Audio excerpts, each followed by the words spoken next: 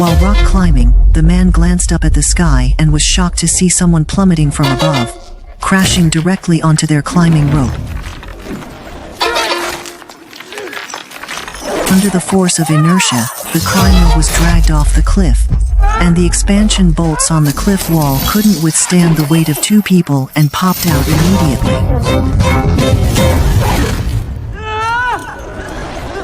If not for the partners' sufficiently secure anchor holding all three of them, everything would have ended in an accident and 3 deaths. Even so, the 2 climbers still had a tough time. From a distance, the 3 looked like candied fruits skewered on a stick, dangling from the cliff face. Thankfully, this was a national forest park, so after an emergency call was made, police and rescue teams arrived quickly and brought the 2 climbers to safety. As for the female corpse that had fallen, Officer Cooper from the Criminal Investigation Division was responsible for it. As soon as he arrived, he praised the forest rangers highly. The scene was now trampled with footprints from all the people coming and going, making it impossible to identify any traces left by the victim. Then Cooper asked the 2 climbers about the situation, but of course they knew nothing.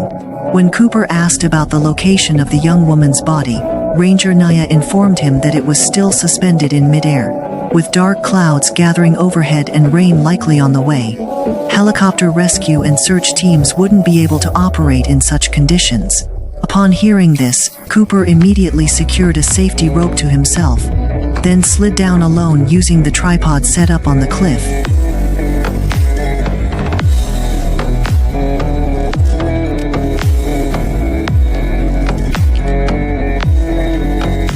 He got to the girl's side and took photos of her with his phone. Cooper noticed wounds on her legs that appeared to be from an animal attack. The girl had a bracelet tied around her wrist, and just as Cooper was about to take the bracelet, it suddenly snapped and fell down the cliff. Seeing that nothing had been overlooked, Cooper picked up his walkie-talkie and told them to pull him and the body up. At this point, Cooper was able to carefully examine the body. He found black moss on the girl, and since there were no such plants on the mountaintop, Cooper concluded that the girl had run up the mountain. Following along the mountaintop, Cooper indeed found evidence to support his theory. There were the girl's handprints and footprints on the rocks.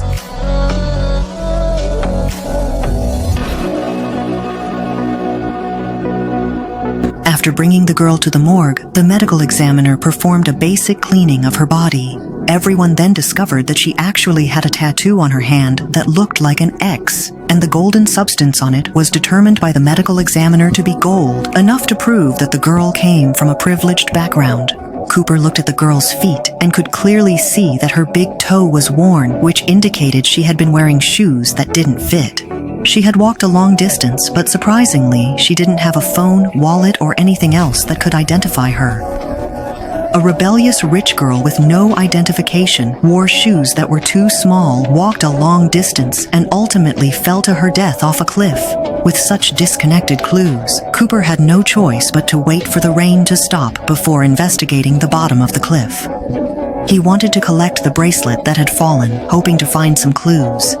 After a careful search, Cooper finally managed to gather all the pieces of the bracelet, and only then did he feel at ease returning home to sleep. The following morning, Cooper was awakened by Naya knocking at his door. It turned out Naya had been sent by the park management to help. The case had now escalated, causing park ticket sales to plummet, so management wanted the case solved quickly to restore the park's profits to normal. However, Cooper wasn't enthusiastic about having Naya as a helper. He left a saddle for Naya, saying that this would be their transportation for the day and that their goal was to find out the girl's identity. But Naya was very puzzled as to why they weren't driving to check the hotels and campsites one by one. It's got 5 separate highway entrances, bringing in over 100,000 people a week, so if you want to canvass, you go right ahead. In this untamed wilderness, traveling on horseback is often much faster than by car.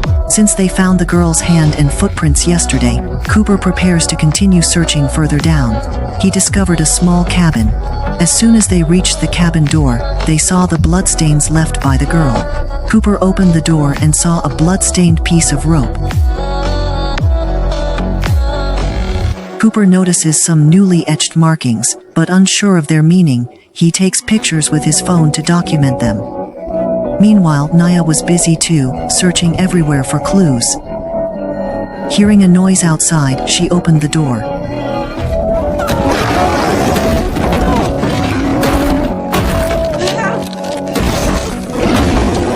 If Cooper hadn't reacted quickly by firing 2 shots at the door to scare off the bear, Naya might have ended up as the bear's snack today.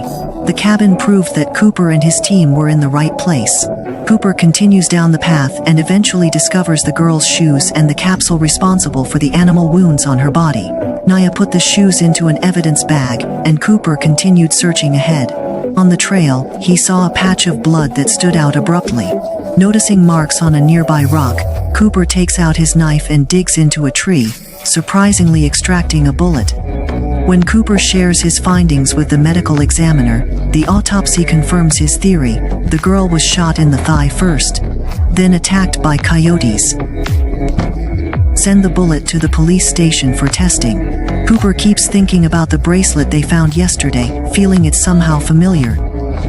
After rearranging the letters multiple times, he recognizes a word and suddenly remembers where he's seen it before. He kept rummaging through the cardboard box next to him and found a direct clue. It was a 4-week summer program, and from 2008 to 2011, this was given to all staff and participants. But Naya felt there wasn't much hope, since it all happened 10 years ago, and besides, people could have given the bracelets to each other. Seeing Cooper's look, Naya understood that what Cooper wanted wasn't to hear her talk about how difficult it was to search the list, but to see her get the job done and do it well. Even after getting off work, Naya is still at home constantly comparing the lists. Cooper remembers there's a meteor shower tonight, so he lies on the ground quietly watching the meteors in the sky. Unexpectedly, the Native American ranger found him and gave Cooper a fish to try. The meteor, which appeared very beautiful in Cooper's eyes, had a completely different meaning in the eyes of the Native American ranger. What's it saying? That death has come again to my people's lands. Their bodies will fall like the stars. Well, I hope your sky's wrong. The sky doesn't care what you hope.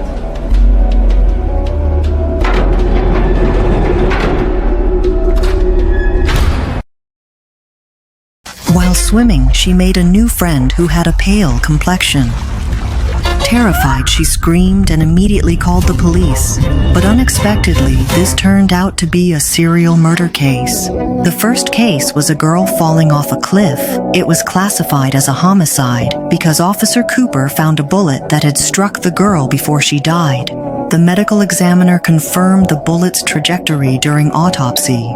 But the girl didn't have a phone or any identification on her to prove who she was. The officer in charge, Cooper, could only reconstruct the crime scene to figure out the path the girl took up the cliff, hoping to find some clues about her identity along the way.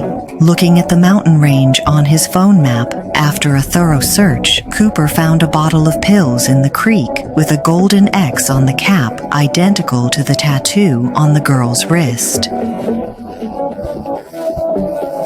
This proved Cooper was on the right track. Cooper didn't know much about the pills, but he did know there was a junkie named Teddy in the park. Cooper went to his workplace, opened Teddy's car door without a word, and found a bag of flour inside. Seeing this, Teddy kept trying to explain himself. So Cooper took out the pill bottle and the girl's photo, asking Teddy if he had seen them, but Teddy didn't know anything about them. Cooper then made a deal. He would take the flour for now, and whenever Teddy found out any information about the girl, Cooper would return the flour to him. Cooper wasn't putting all his hopes on Teddy, though, because he knew that in this park of over 3,000 square kilometers, there was a makeshift settlement of homeless people in the wild, and there just might be information about the pill bottle there. When Cooper brought Naya here, everyone stood up. They started booing at them. It was obvious the vagrants did not welcome police here. Cooper ignored this and asked the woman where Abu, the leader and shaman of the shantytown, had gone. She replied that Abu often wandered off and she didn't know his whereabouts. Besides, didn't the deer hunter Kyle already ask this question yesterday?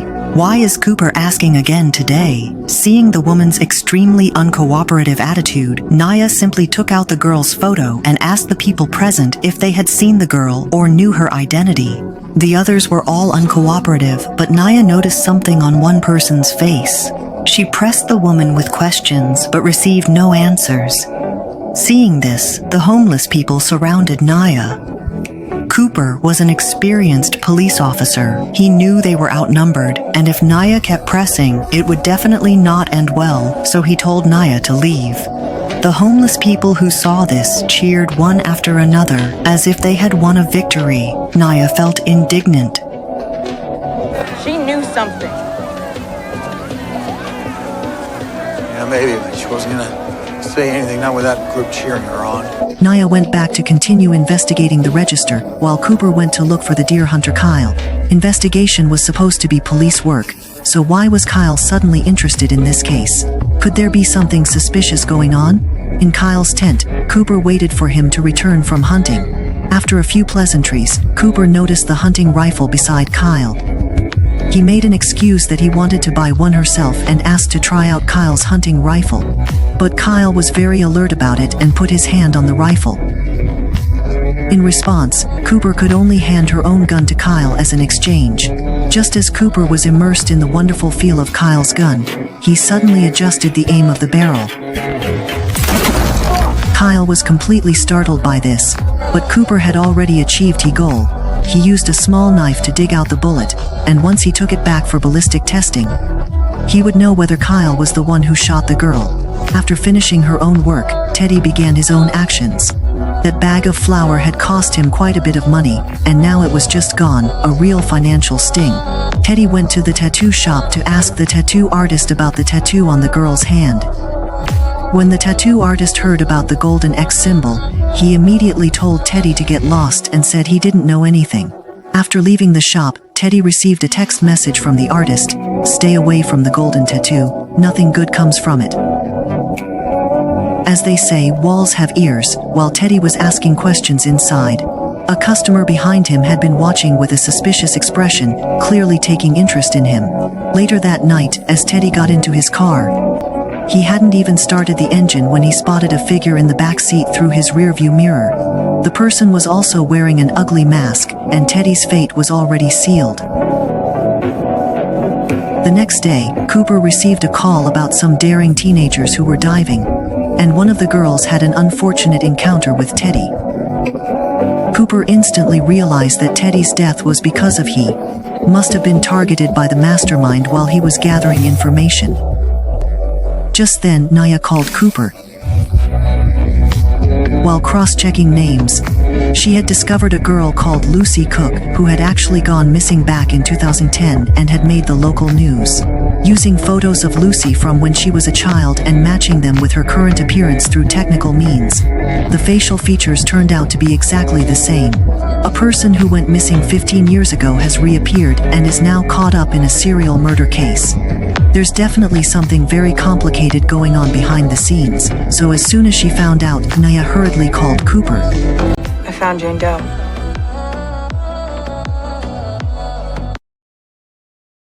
This is a little girl who has been missing for 15 years.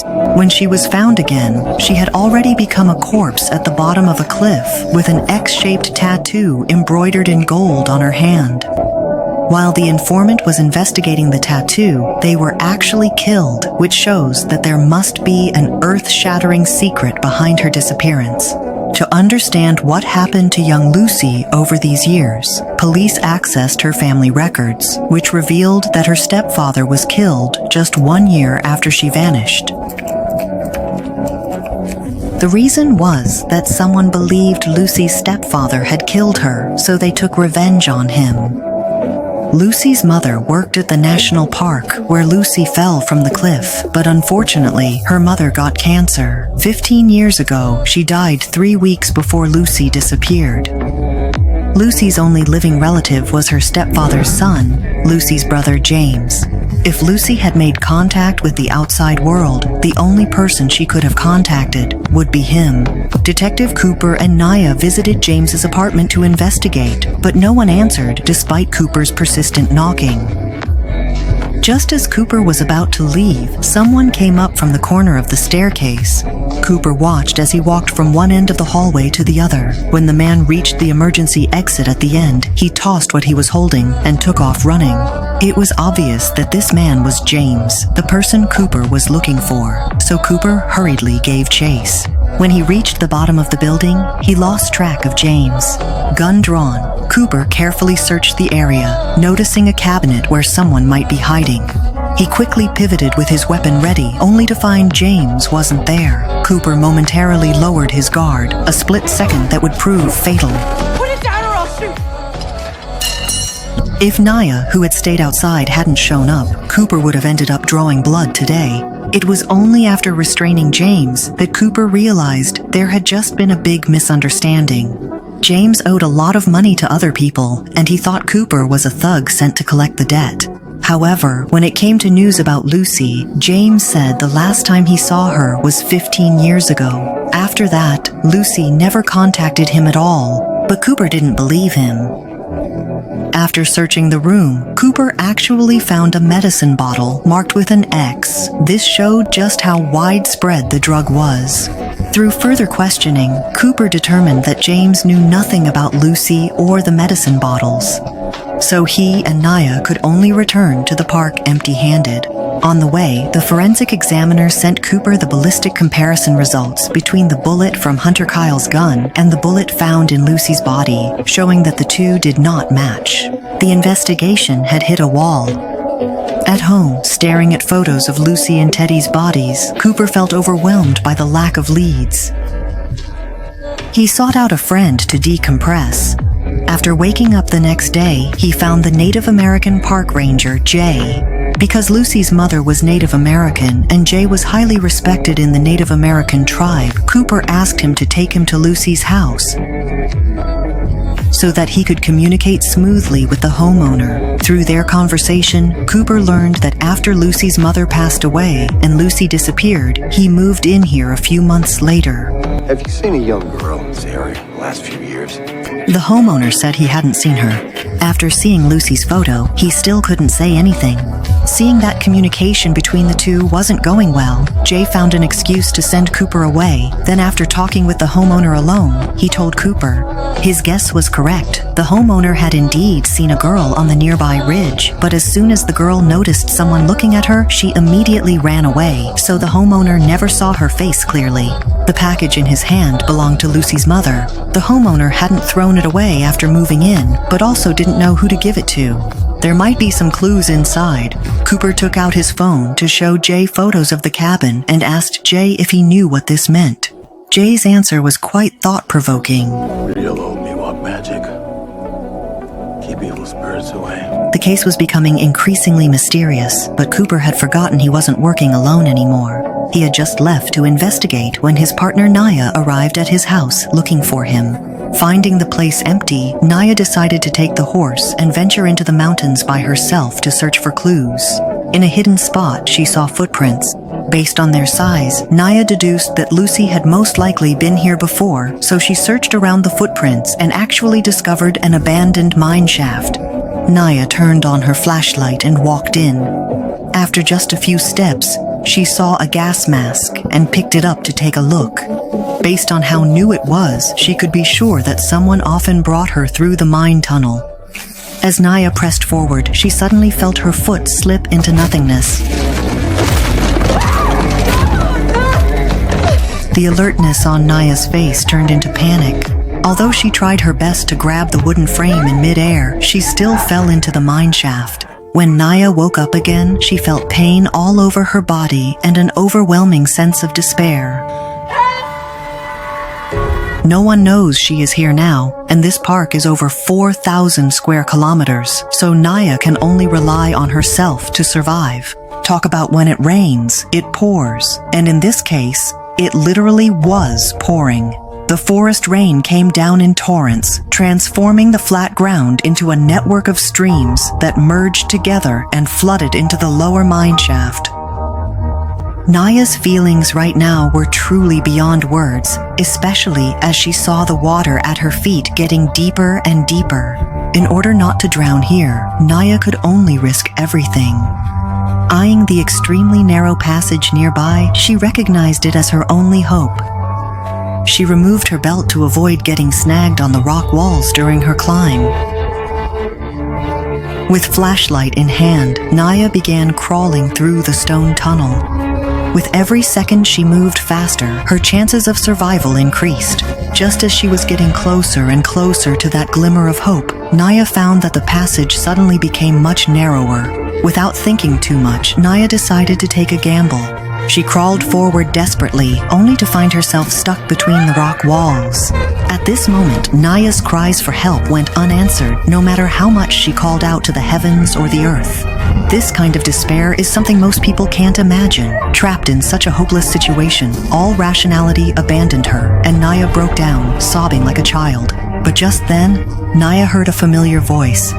It was actually Cooper who had come here.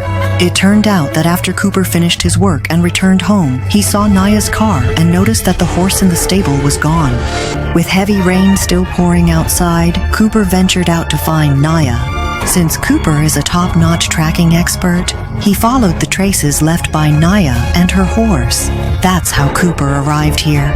At this point, the water had already risen up to Naya's face. With Cooper's help, Naya finally managed to escape.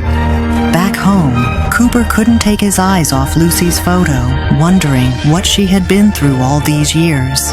15 years earlier, after Lucy's mother passed away, her stepfather had made her cry with his harsh words.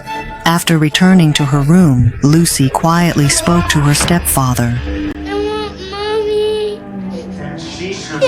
Then came the sound of things being smashed. Lucy carved the exorcism symbol onto the door with a small knife. Suddenly, she heard a noise from the window behind her. When she saw the person's face, Lucy's tears gave way to a smile. After that, Lucy vanished from the public eye. Who exactly is the person who took this lovely girl away?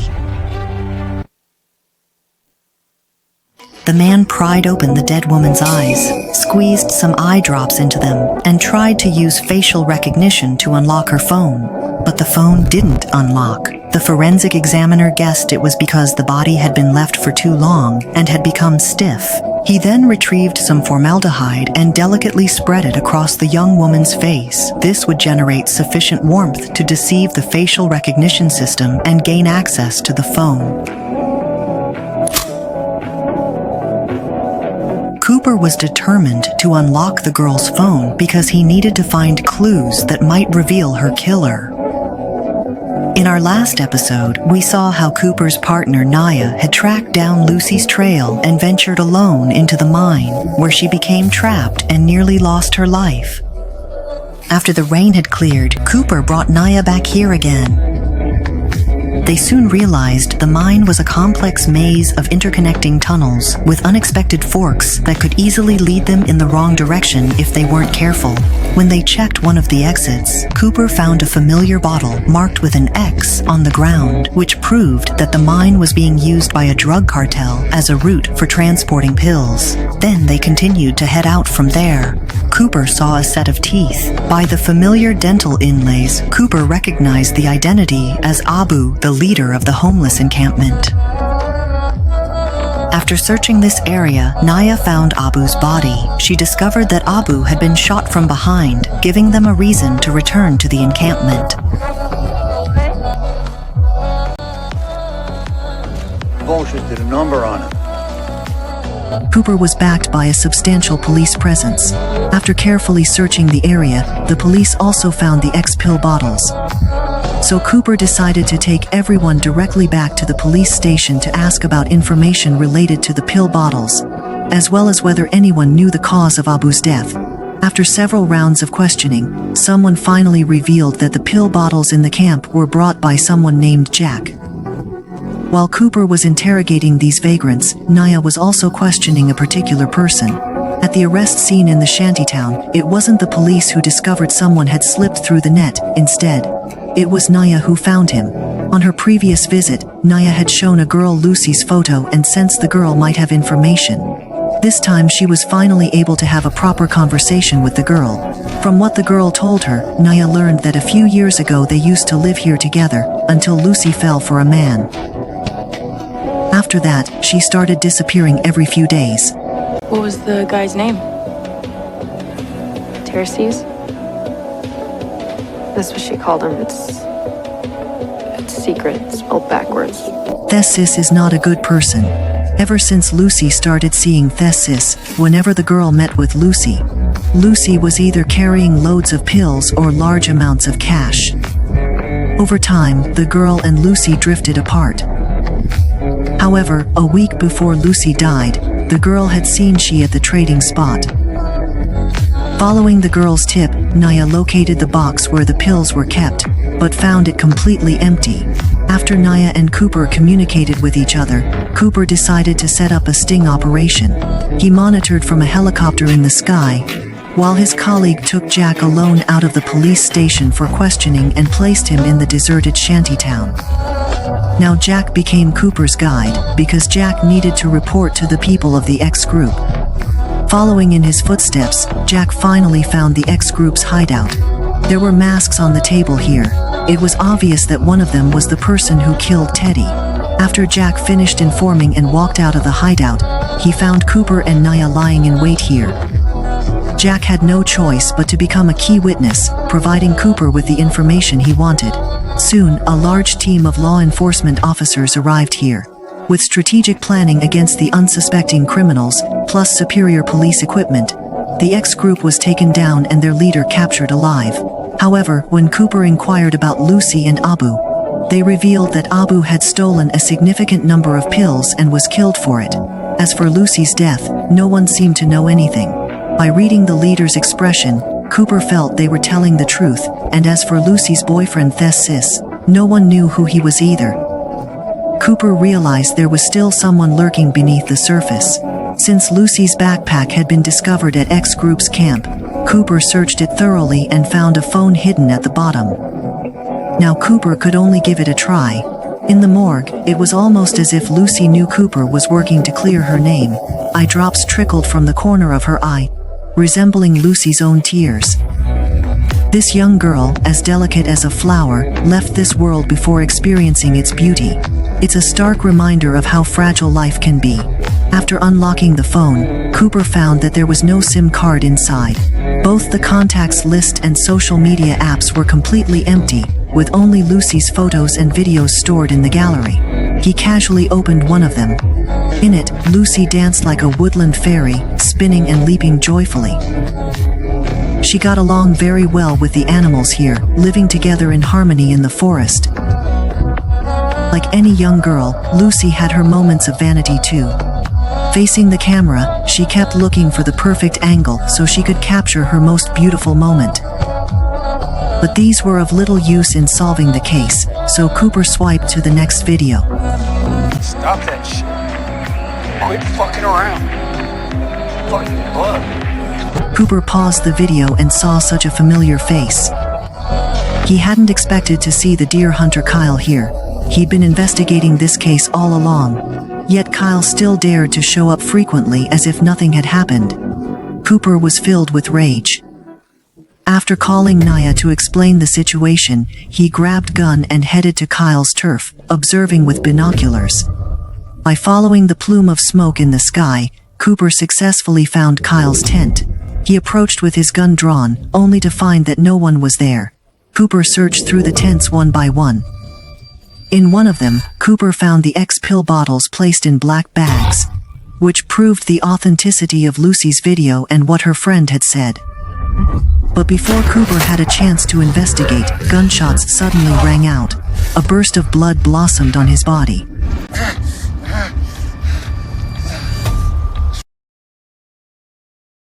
The man scans the area through his sniper scope, checking for enemy presence. He had just put down his gun when he noticed a glint of reflected light from the opposite side. Cooper quickly brings his weapon back up, But he's too late. The enemy fires first, the bullet striking Cooper's shotgun. After squeezing off a few returned shots with his handgun, he turns and makes a hasty retreat. It turned out that Cooper's decision was the right one, because just after he left, bullets struck the spot where he had just been. Even worse, Cooper has already been shot in the abdomen. With Kyle in pursuit, Cooper has no choice but to gather mud from the riverbank and apply it to his wound to stop the bleeding. But Kyle is also an expert hunter, and before long he arrives here and sees the fingerprints Cooper left behind. Then he slowly shoulders his gun, as if Cooper is already in the palm of his hand. While fleeing, Cooper reaches a steep slope and is still figuring out how to descend when Kyle appears behind him, shotgun in hand. Now Cooper can only risk everything and not think too much about it. He leaped onto the tree trunk at the bottom of the slope, then crashed heavily to the ground. Kyle keeps firing at Cooper, who quickly uses the tree as his cover. Then he raises his gun and shoots back at Kyle, taking advantage of the moment when Kyle is dodging. Cooper had already reached the rushing waterfall and, using all his strength, crossed it so he could hide his tracks. The battle royale raged on for a full day and night. By nightfall, Kyle still managed to find Cooper. It's still warm, Kyle. Slowing down. Kyle was right. Cooper is now too weak to run and can only wait quietly for death. Unfortunately, Cooper doesn't even have the strength to lift his gun and fight back. Not wanting to leave anything to chance, Kyle raised his hand, ready to pull the trigger. The gun fires, but it's he himself who falls to the ground. Gun down. Thankfully, Cooper had texted Naya before taking action. Knowing he might be in danger, she rushed over just in time. Otherwise, Cooper would have been the one who died that day. When Cooper regained consciousness, he found Paul, the park's head ranger and his old friend, standing over him. After congratulating Cooper on surviving, Paul gave Cooper and Naya some privacy to talk. Naya said that the police found a lot of guns buried under the tent where the pills were discovered.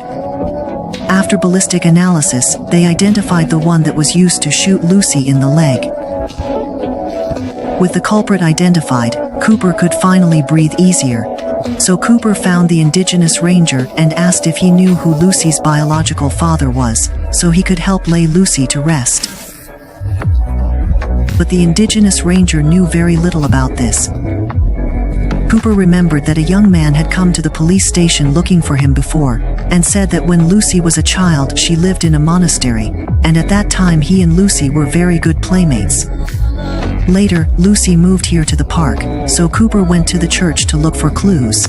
But the church from those years is now in ruins. Fortunately, Cooper found the priest's daughter, and from her, Cooper learned that the church was actually an unofficial daycare center. The parents would mail the monthly child support payments to the priest on a regular basis, and after that, they would never show up again.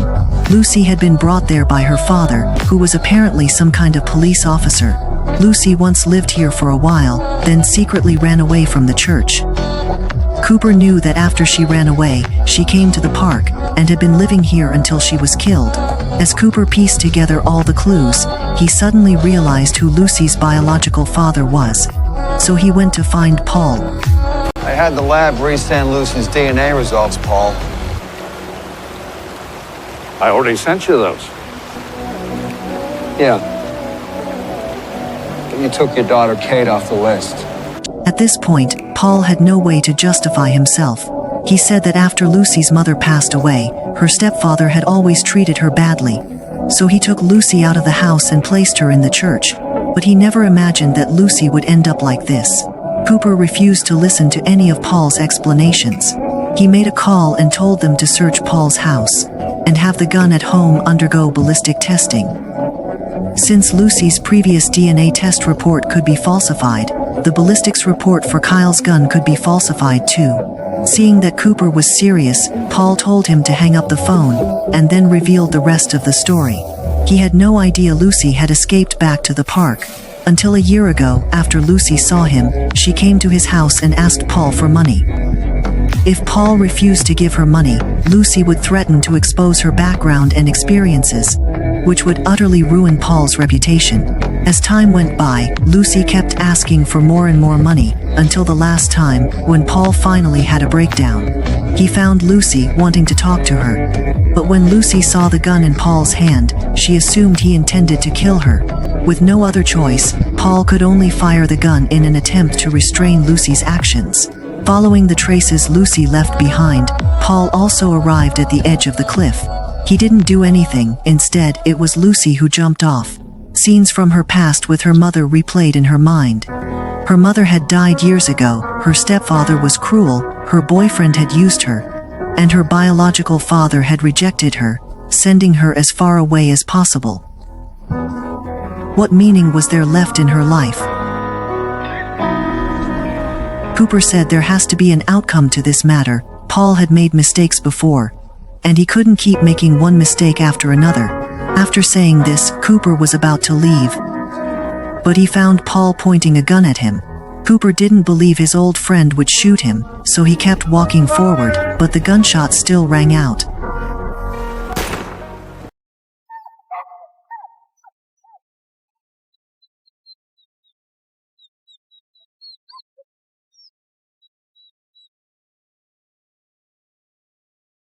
The indigenous people dressed Lucy in her favorite dress. With Cooper present as a witness, they scattered her ashes toward the mountains, allowing Lucy's spirit to find its way to a peaceful resting place. When Naya was knocking on Cooper's door, she saw the note that Cooper had left for her.